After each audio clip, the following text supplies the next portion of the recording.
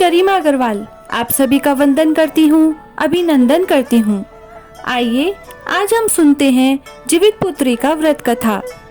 एक समय की बात है कि जब भगवान श्री कृष्ण द्वारिकापुरी में निवास करते थे, उस समय एक ब्राह्मण भी द्वारिका में रहता था। उसके 7 पुत्र अकाल मृत्यु को प्राप्त हो चुके थे। इस दशा को देखकर वह ब्राह्मण बहुत दुखी था। एक दिन वह भगवान श्री कृष्ण के पास गया और कहने लगा, हे भगवान, आपके राज्य में आपकी कृपा से मेरे 7 पुत्र हुए, परंतु जीवित कोई नहीं रहा। क्या कारण है?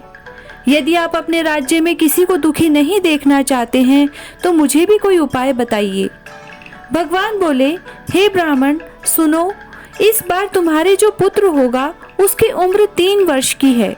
उसकी उम्र बढ़ाने के लिए तुम सूर्य नारायण की पूजा करो और पुत्र जीवो व्रत या जीवित पुत्री का व्रत को धारण करो। ऐसा करने से तुम्हारे पुत्र की आयु अवश्य बढ़ेगी। ब्राह्मण ने वैसा ही किया।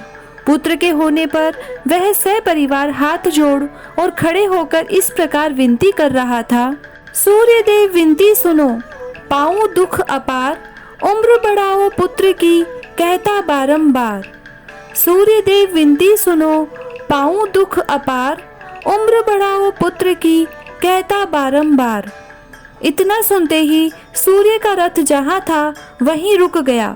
ब्राह्मण की विनती से प्रसन्न होकर सूर्य भगवान ने अपने गले से एक माला ब्राह्मण पुत्र के गले में डाल दी और आगे चले गए। थोड़ी ही देर में यमराज उस ब्राह्मण के पुत्र के प्राण लेने के लिए आए। यमराज को देखकर ब्राह्मण और ब्राह्मणी कृष्ण जी को झूठा कहने लगे। भगवान कृष्ण अपना अनादर जानकर तुरंत सुदर्शन चक्र लेकर आ गए और बोले, इस माला को यमराज के ऊपर डाल दो। इतना कहते ही ब्राह्मण उस माला को उठाने लगा कि यमराज डर के भाग गए, परंतु वहां यमराज की छाया खड़ी रही। उसने फूल की माला छाया के ऊपर फेंक दी, जिसके फलस्वरूप वह छाया शनि के रूप में आकर भगवान कृष्ण की प्रार्थना करने लगी। भगवान कृष्ण को शनि के ऊपर दया आ गई और पीपल के वृक्ष में रहने के लिए कहा।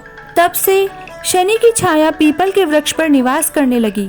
इस प्रकार भगवान श्री कृष्ण ने उस ब्राह्मण के पुत्र की उम्र बढ़ा दी। इसीलिए हे सूर्य भगवान, जिस तरह आपने उस ब्राह्मण के लड़के की उम्र बढ़ाई है, उसी तरह सबकी बढ़ाना। गणेश जी की कहानी। एक बुढ़िया माई थी, मिट्टी के गणेश जी की पूजा करती थी। रोज बनाए रोज गल जाए। एक सेठ का मकान बन रहा था। वो बोली, पत्थर का गणेश बना दो। मिस्त्री बोले, जितने में हम तेरा पत्थर का गणेश गढ़ेंगे उतने में अपनी दीवार न चीनेंगे। बुढ़िया बोली, राम करे तुम्हारी दीवार टेढ़ी हो जाए। अब उनकी दीवार टेढ़ी हो गई। वो चीने और ढा देवे, चीने और ढा देवे। इस तरह करते करते शाम हो गई। शाम को सेठ आया। उसने कहा, आज कुछ भी नहीं किया। वो कहने लगे, एक बुढ़िया आई थी, वो कह रही थी मेरा पत्थर का गणेश गढ़ दो। हमने नहीं गढ़ा तो उसने कहा तुम्हारी दीवार टेढ़ी हो जाए। तब से दीवार सीधी नहीं बन रही है, बना देते हैं और ढा देते हैं। सेठ ने बुढ़िया को बुलवाया। सेठ ने कहा, हम तेरा सोने का गणेश गढ़ देंगे, हमारी दीवार सीधी कर दो। सेठ ने बुढ़िया को सोने का गणेश गढ़ा दिया। सेठ की दीवार सीधी हो गई। जैसे सेठ की दीवार सीधी करी वैसी सबकी करना। जय गणेश जी महाराज।